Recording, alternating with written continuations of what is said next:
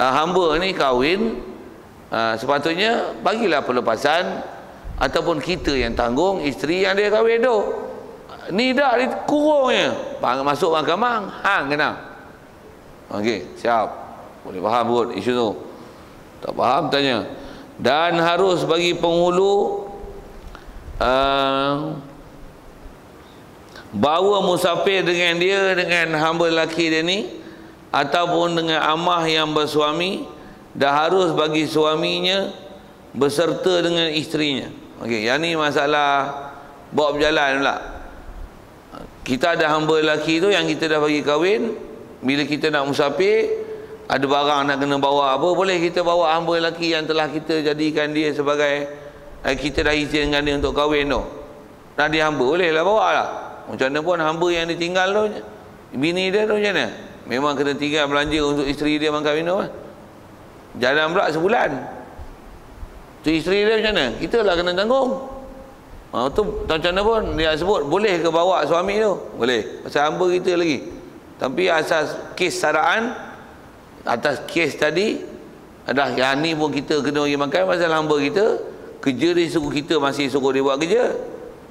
Kita dah izinkan dia kahwin. Hamba dia, apa, isteri dia, yang isteri dia tu kita yang wajib sara. Kita kena bagi kelepasan, kita kena keluarkan belanja untuk sara. Di atas wajib kita dah belajar awal-awal bahasa. Atas wajib tu tak ke atas kita. Cuma di atas keadaan sekarang masih hamba, boleh buat catatan je lah. Berapa yang telah dikeluarkan.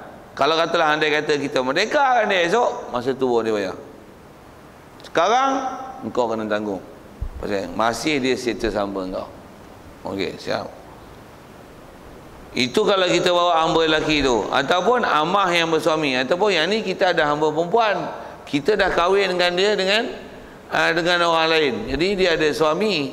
Macam mana pun tu hamba masih hamba kita. Boleh tak kita suruh dia buat kerja, buat khadam apa lagi? Boleh, pasal masih hamba kita. Yang ni susah payah hamba, kahwin hamba ni ini macam mana pun yang ni lah. Macam mana pun praktikal tak praktikal tu hal. Apa nak sebut tu hukum je. Begitu juga harus bagi suaminya beserta dengan isteri. Katalah kita nak musafir, bawa hamba lelaki ni, hamba lelaki tu kata, tuan, bini takkan nak tinggal tuan, nanti malam sejuk tuan. Tuan sebagai suami macam mana? Sebagai suami, sebagai tuan bagi hamba, ada peri kemanusiaan tak? Tuan yang bagi dia kahwin kan? Dia kata bagi rayuan itu, tuan malam sejuk tuan, ni musim kemarau pula tuan, malam sejuk tuan. Faham tak? Bawa begini ni, bagi dia bawa lah. Siap. Tak faham sudah. Saya anggap tuan-tuan faham lah, proporsional belajar kan. Baik. Dah harus bagi penghulu amah yang lain daripada mukatabah dikhadamkan dia pada siang hari, dan diserahkan dia kepada suaminya pada malam. Baik. Yang ni kata dia harus bagi penghulu amah. Ni penghulu hamba perempuan pula. Jadi kita tuan hamba, dan hamba kita perempuan. Dan hamba yang dia sebut ni yang lain daripada hamba perempuan yang di mukatabah kan. Mukatabah kita dah jumpa itu ada istilah hamba mukatab. Hamba mukatab ialah hamba yang kita janjikan dia mereka, yang kita bagi keizinan untuk dia buat satu usaha, untuk dia mencari duit. Kita janjikan mereka pada dia dengan dia membayar bayaran tertentu dalam tempoh tertentu, dengan kadaran tertentu setiap bulan. Hamba macam tu dia panggil hamba mukatab. Yang hamba mukatab ni lah salah satu daripada asnaf. Kalau dia Islam, dia termasuk asnaf yang boleh terima zakat. Hamba mukatab. Jadi kalau hamba perempuan yang di kitabah dia lain. Pasal bila dah kitabah, dia ada hak untuk mengurus harta, pemilikan harta, sah untuk ke dia. Pasal kita dah bagi tawaran macam tu, tak dapat tidak, mesti bagi kelepasan untuk dia cari duit, dan harus untuk dia memilih harta dia sendiri pada masa itu, walaupun dia masih status harta kita. Okey, tu hamba mukatab. Jadi asal yang sebut hamba yang kalau dia hamba perempuan tapi bukan mukatabah, kita boleh khadamkan dia pada siang hari. Siang hari kita suruh dia basuh pinggan, basuh kain, dobi dan sebagainya, gini. Tapi dia ni kita dah kahwinkan dengan orang lain, diserahkan dia kepada suaminya pada malam bagi kat suami. Boleh buat itu atas kaedah kemanusiaan bagi lah. Jadi kalau bahasa kemanusiaan tu guna pilah bahasa orang putih tu, dia pun ada human right yang perlu kita selesaikan. Walaupun ada tuan punya right untuk tak bagi pasal kita masih tuan dia. Tapi tuan pun tuan di atas pemilikan, tapi tak boleh jadi tuan untuk pakai pasal perempuan tak boleh share, tak boleh. Dah kahwin dengan dia dengan orang lain, tuan tak boleh share dengan hamba perempuan yang telah dikahwinkan dengan orang lain. Tuan tak boleh share, nak mampu. Kita dah belajar dah lepas ada disiplin. Kalau kata tak kahwin dengan dia pun ada istilah edah yang dipanggil istibrak dalam bab hamba yang mesti diselesaikan, baru tuan hamba boleh pakai hamba dia. Nak share-share tu, mana ada tu hukum zina lah weh. Siap. Dan tiada wajib belanja atas suaminya tatkala itu. Baik. Jadi pada masa siang hari, kita suruh hamba perempuan ni duk khidmat ke kita, buat kerja di rumah, basuh kain dan sebagainya. Dia kena makan minum. Siapa kena makan minum? Suami dia, hamba orang lain, lelaki. Siapa pergi makan minum? Dah duduk rumah kita, kita lagi makan minum weh. Hamba pun hamba kita, kita lah bagi nafkah makan minum. Suami dia pun masih hamba lagi. Siapa pergi makan minum dia? Kita lagi makan minum pasal kita khidmatkan dia, kita khadamkan dia. Dia tak wajib, tak wajib kita bagi, tak wajib belanja atas suaminya. Suami tak wajib tak kala itu kerana ketiadaan tamkin, ketiadaan serah diri bagi isteri yang menyempurnakan bagi suaminya. Yang perempuan ni dia siang tak boleh serah diri pasal dia kena ada tanggungjawab kepada tuan dia, yang tuan dia suruh khadam buat kerja ikut suruhan dia. Yang ni kalau ikut asal kaedah bab nafkah, suami tak wajib bagi nafkah pasal isteri tak tamkin. Tapi bukan nusyus, pasal terpaksa isteri ni diikut arahan tuan dia, pasal masih dia ialah status harta orang, pasal dia ialah hamba. Banyak benda berkait dengan buat hamba, buat tamkin, buat nafkah, buat merdeka, buat mukatabah, buat belanja. Tak pernah belajar fiqh, blur sikit. Macam mana pun tengok saya cerita apa tu. Tuan-tuan kalau tak pernah duduk belajar apa, memang ada benda yang tuan-tuan bersimpul kepala otak ke saya tak tahu. Itu tuan-tuan tanya balik. Agak-agak tak nak lah tuan-tuan duduk diam itu iktikaf dapat pahala. Bofi bahasa itu tuan-tuan. Dan tiada wajib suami bersunyi dengan dia pada rumah penghulunya kerana kemaluan dan maruah itu menegahkan dia daripada masuk pada rumahnya, maka tiada wajib belanja atasnya. Baik.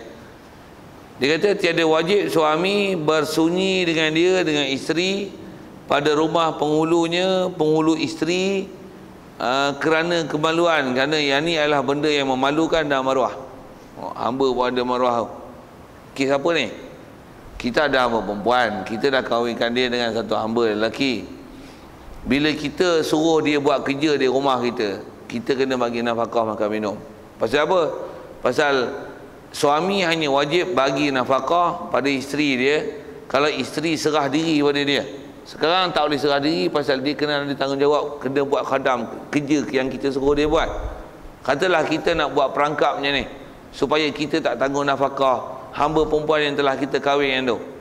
Kita suruh dia buat kerja, buat satu bilik khas. Yang ni kalau suami kau minta, suruh dia duduk bilik tu, jalan. Lepas tu buat kerja. Jadi bila engkau serah diri, bila dia minta, kalau ni bilik khas engkau nak buat kerja, faham buat kerja tu inverted commas, itu istilah tamkin tu. Kalau serah diri, jadi bila serah diri wajib nafkah atas suami tu, tak wajib nafkah atas aku.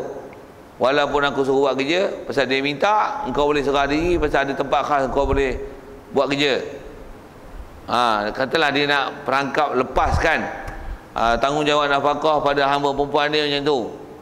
Adakah wajib suami perempuan tu yang masih hamba tu memenuhi kehendak tuan hamba perempuan ni yang suruh kalau ada hajat pi buat kerja kat bilik tu. Dia kata tak wajib. Tak wajib. Pasal apa? Masalah malu dan maruah. Kalau tuan-tuan sendiri lah, kalau ada yang kes macam tu, katalah saya buat misal hari ni, isteri tuan-tuan ada kontrak, tapi bukan hamba saya nak sebut ni. Kontrak ni kontrak kerja. Dan memang tak ada cuti. Boleh tu. Cuti pun dah habis. Sekarang tuan-tuan suami, tuan-tuan nak pakai bini tuan-tuan. Nanti dia bagi satu bilik, ini bilik untuk release station punya. Tuan-tuan nak pergi, tapi isteri tuan-tuan tak boleh bagi cuti. Pasal apa? Cuti dah habis. Tuan-tuan malu tak pergi? Kalau ada maruah macam mana? Alamak, segan lah. Pergi pasal nak tu je. Tuan-tuan tak ada maruah ke? Kitab sebut hamba pun ada maruah abang tu. Hamba pun ada maruah tu. Macam mana pun segan sikit saya sebut. Yang ni pun saya ngaji Tok Guru pernah bahasa benda macam ni lah. Tabung haji kan? Sikit tabung haji. Tuan faham tak kalau saya sebut tabung haji saya nak sebut apa ni? Faham tak? Kok tuan-tuan tak bisa pergi haji, tak bisa kerja haji, tuan-tuan tak faham saya nak sebut apa ni? Tabung haji, musim haji, kadang tempoh ni 40 hari tu ada orang lelaki perempuan yang dia mengelepor. Minta maaf saya sebut bahasa-bahasa itulah kan. Jadi dia ada bilik apa? Lepas apa dah habis tahallul lah tu, dia ada satu bilik khas untuk rilis tau. Apa bilik apa tuan-tuan ingat? Ada di bilik apa nama istilah bilik tu.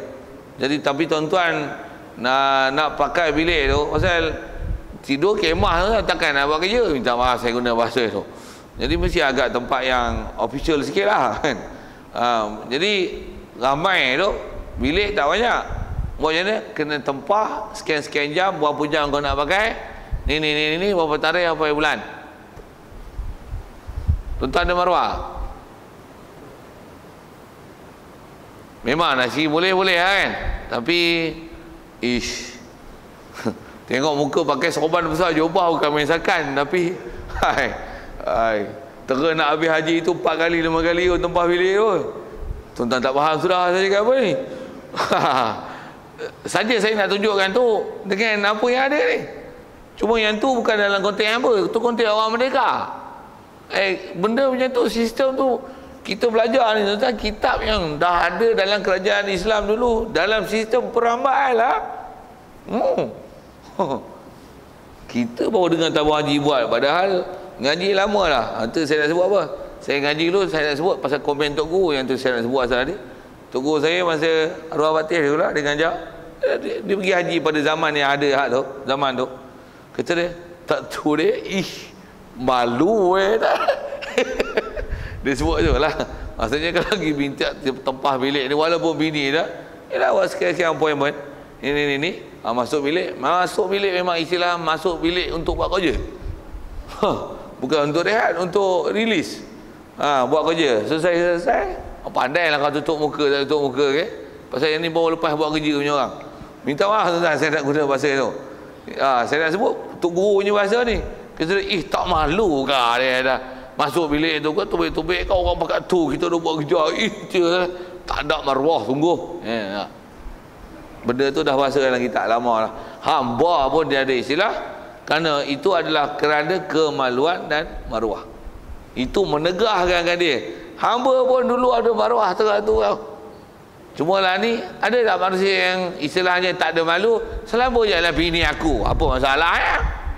Ada lah orang macam tu berlambak-lambak, tak ada masalah apa pun.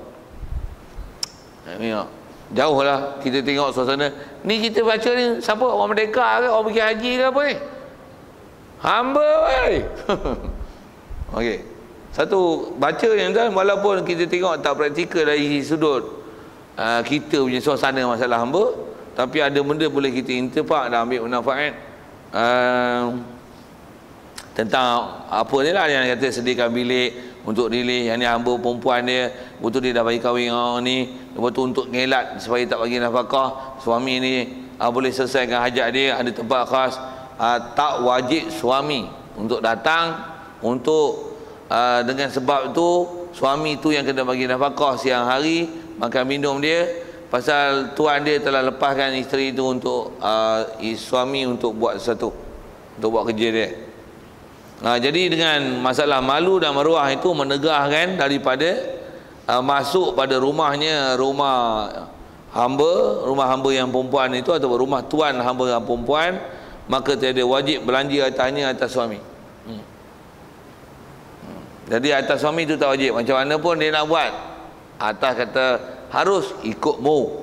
Tapi biasanya dengan bahasa dia sebut, benda tu kalau orang ada maruah dan malu, dia takkan buat perkara tersebut. Macam kalau saya sebut bilik tu lah, kalau orang ada maruah dan malu, dia tak buat lah. Tapi main gedik-gedik kan, gedik-gedik gila punya, silakan. Ya.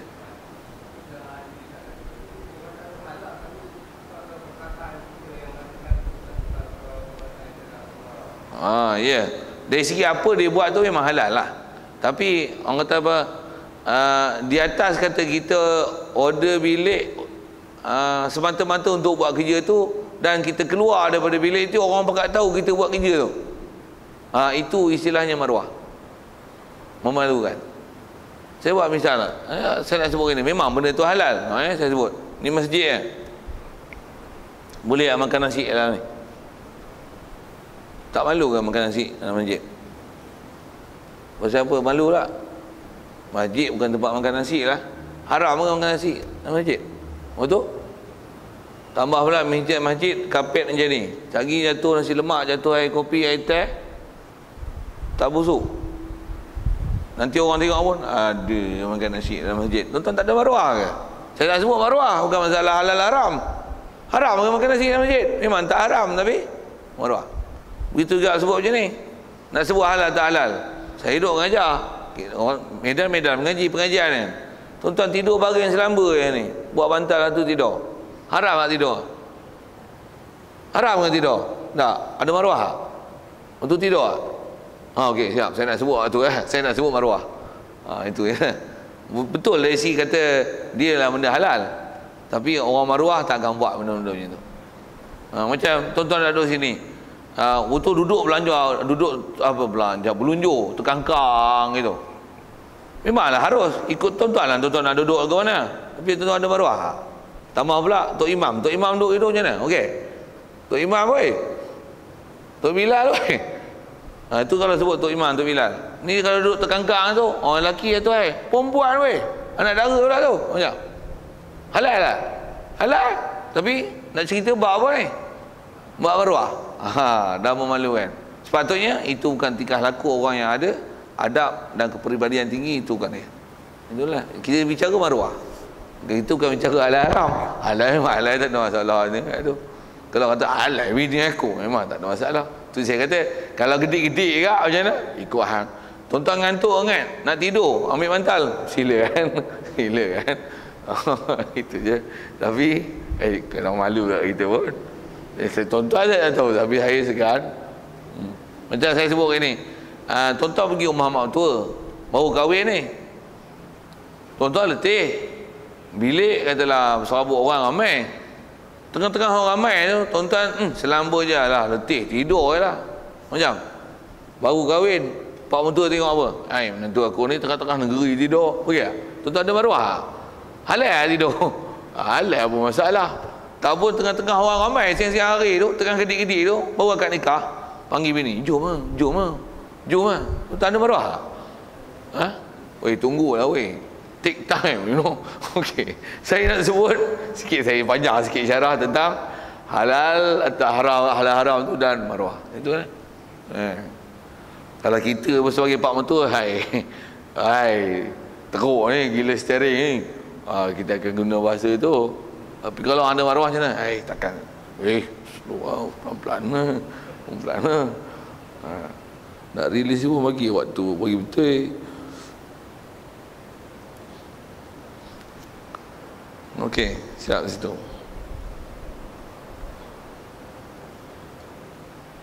Dan jika membunuh, ni masalah bunuh pula. Ditukar otak sikit, biar lu sekali lagi juga. Tak habis ke babak hamba ni. Habis ni pun kita release satu hal lah.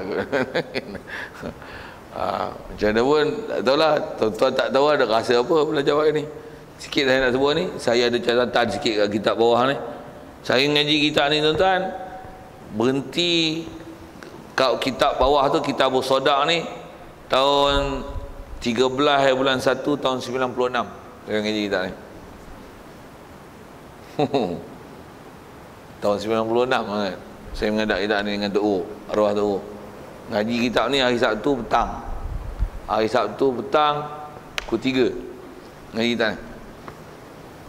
Saya ngaji tahun apa? 96. Sekarang 2004. Baik, selesai. Jadi kita tangguh situlah. Dan jika membunuh, isu bunuh lah, nanti ditukar otak sikit, biar lah. Sekurang-kurangnya ada sesuatu bab hamba ni kalau bagi kahwin, ini isu dia. Hamba lelaki, hamba perempuan, macam ni. Okey, sikit ke tabung haji ada kena situ, bilik khas tu. Ini bilik khas tu. Ada juga isu tu. Kalau kata, tabung haji ambil mana? Saya boleh sebut. Ada kitab Matlaq Badrain. Okey. Sebut muka surat 153 ada sebut, tapi kes tu sebut kes hamba. Sikit lagi saya sebut tuan. Saya ngaji dengan arwah Tok Guru dulu. Dia istimewa dia dalam masalah rujukan kitab tentu tuan. Waktu dia dipanggil sebagai salah satu orang ahli majlis fatwa. Apa-apa masalah tuan, dia boleh sebut kitab. Tu best dia. Untuk sebut ya isu-isu sekarang apa-apa. Bab wakaf tak wakaf, apa-apa masalah boleh runtuh tak runtuh masjid. Apa sebut Kita ada kitab mana ni? Dia kalau pergi mesyuarat majlis ahli fatwa kan? Masa dia hidup dulu lah, dia bukan berjalan saja, dia buat kitab. Pasal selalunya apa benda nak dimesyuaratkan dah disenarai. Jadi pergi sana akan bahas benda tu lah. Dia bawa kitab siap, semua yang ada bahas tu.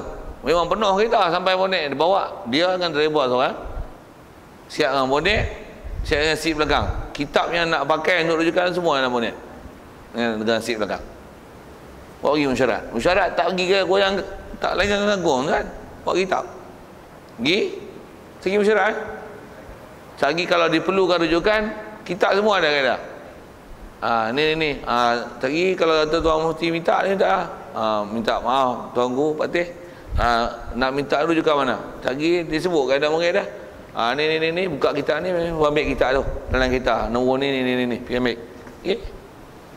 Driver tu pergi ambil. Ni. Ni kitab ni. Ni masalah ni. Saya dah sebut je ni. Tu pengalaman ngaji kitab. Kalau kami pondok macam tu lah, kami ahli dalam bab tu, insya-Allah. Tu pun yang ngaji betul ya. Yang tak ngaji betul, ngaji pondok 3 hari, 4 hari, 3 tahun. 3 tahun tak jadi apa kan.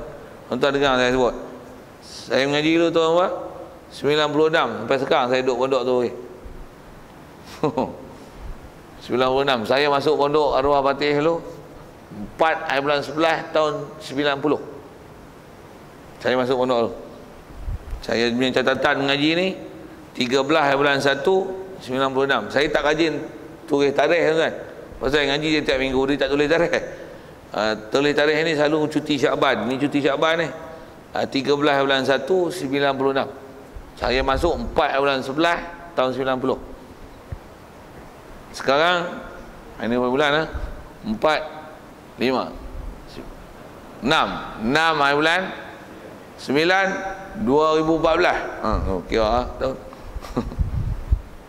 Berapa tahun nak duduk pondok, nak kerti, buat baca kitab je ni. Take time. Tuan-tuan duduk sekolah kebangsaan pun kat 11 tahun tak dapat apa pun. Sikit gitu, itu saya punya modal katok itu ya. Pergi mesti pun kadang sampai 3-4 tahun bukan boleh apa pun. Habis duit ribu-ribu. Saya habis duit pondok tuan dulu yuran setahun RM50. Setahun RM50. Makan minum sendiri. Kongsi-kongsi kalau sebulan RM25 tak habis. 4 orang kalau kongsi RM25 tak habis sebulan. Masak nasi kan nak gaduh makan ayam itik Allah tak ada ada telur. Jadi telur buat separuh masak buat kicap sikit buat sos. Dalar ke apa cerita tu kan? Cerita masalah mengaji, tempoh masa, kos pengajian yang murah tapi ada kualiti. Sikit tu. Dia orang ni belanja mahal, untuk hutang pula. Mengaji pun jangka masa pendek, lepas tu tak apa-apa lah. Patwa mengepek. Tu saja ke nak sebut itu kan. Jadi tu, tak ada apa lah, nak tanggung situ lah. Dan jika membunuh, buat bunuh lah. Ada soal? Ya.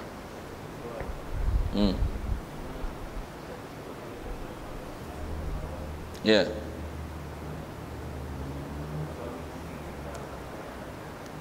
Maruah tu. Ya. Oh, ya. Berpeluk-peluk, berpegang-pegang, berkepit-kepit Itu ada cium pula belaga pipi pula. Yes. Ya. Biar soalan tu. Jadi soalan yang ditanya ialah tentang masalah maruah. Lamalan ni yang dia ada fenomena itu. Ialah suami isteri. Kadang memang bertudung bagus, yang ni berserban, berjubah, tapi jalan berkepit. Kalah artis tak jalan itu. Atas isu maruah dan malu. Sepatutnya tak macam tu. Sikit saya sebut yang ni. Tuan-tuan suami isteri, berapa kali tuan-tuan tunjuk, tuan-tuan cium bini tuan-tuan dalam rumah ke anak-anak? Tuan-tuan sebut kat saya. Siapa pernah tunjuk? Berapa kali pakcik? Ada? Halal weh isteri. Dia pun tahu ni mak dah dengan bapak dah. Berapa kali tuan-tuan tunjuk, tuan-tuan cium lah. Bukan cium mulut. Tak maaf saya sebut tu. Cium pipi lah pun. Berapa kali? Kita tak pernah, orang tua-tua dulu kita tak pernah. Saya tak pernah tengok bapak saya cium mak saya depan mata saya. Dulu orang jaga maruah, walaupun mak pak kita adalah rumah kan. Zaman lah ni macam mana? Allah, akad-akad nikah ni pegang kepala cium lagi.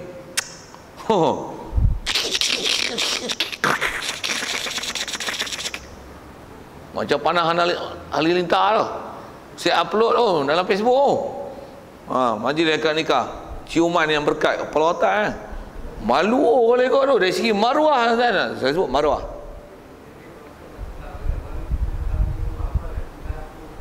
Betul lah ayat tu. Kalau ikut dari segi kaedah fiqah, dia tang isteri yang nak buat kerja tu dalam bilik tak ada masalah. Orang-orang tertentu tak masalah, tu pun orang tak malu lah. Kalau ikut kaedah pun bukan suruh cium dahi, disuruh pegang ubun-ubunnya. Ni kepala pegang ubun. Allahumma inni as'aluka khairaha wa khaira ma khalaqta fiha. Pegang ubunnya, kucup ni bukan dia. Kucup bukan dia. Ataupun peluk-peluk belakang pipi. Jangan tuan-tuan, jangan tak tahu saya nak sebut ini. Yang ni kita fenomena tak tengok lagi, tapi jangan tak tahu, barangkali esok dia akan tukar. Dia bukan kucup pipi, dia akan turun ke bawah lah. Tuan-tuan tak faham sudah saya cakap apa. Kalau orang putih, I do kelepam. Jadi kerenggar. Tak mustahil orang Melayu akan sampai tahap tu. Dulu kita tak biasa tengok lagi. Dulu takat batal sembahyang masuk bilik je lah. Upacara pembatalan sembahyang. Betul kan? Macam tu kan? Lepas tu bunyi salam lah. Lani je lah. Kucuk dahi tu. Tak ambil gambar tu. Duduk sebelah. Untuk duduk atas katil, duduk peluk. Tu pun dah. Kalau orang tak ambil gambar pun, selfie bubuh monopod tu. Untuk upload. Tuan-tuan tak faham tu dah saya cakap tentang apa tu. Itu kot. Jadi kalau ikut fenomena tu tak ada, dia itulah istilah maruah walaupun halal, tapi kita tak diajar dengan tingkah lakunya tu. Apatah lagi macam ni, kita buat di khalayak ramai, orang tengok, dan dengan sebab kita tengok tu menggairah yang pada dia pula tak kahwin pula, dia nak release kat siapa? Tak diajar lah syarat macam tu. Tak diharap. Pasal istilahnya dia akan memperangsangkan sesuatu perkara yang tak elok pada orang lain. Walaupun isteri dia ni sebab dia halal dalam bilik lantak hayun dengan mana pun, tapi bila di luar dia akan menambahkan fenomena yang kurang sihat. Kalau ada maruah dan ni yang ada sifat malu, dia takkan buat perkara itu. Tu saya sebut tadi, tuan-tuan ada malu dengan anak-anak, tuan-tuan tak pernah cium isteri tuan-tuan depan anak-anak. Tapi tuan-tuan macam orang putih kot, saya tak tahu. Selama je, mother, come here. Okay, see, I kiss with your mother. Tak tahu lah, tuan-tuan kepala otak sewa macam orang putih tu. Tak tahu, saya sendiri kalau kawan-kawan tak boleh saya tengok macam tu. Duduk sebelah pun, duduk sebelah, dempik. Siap, kena jegi macam tu. Itu kot. Dia tak ada samarah.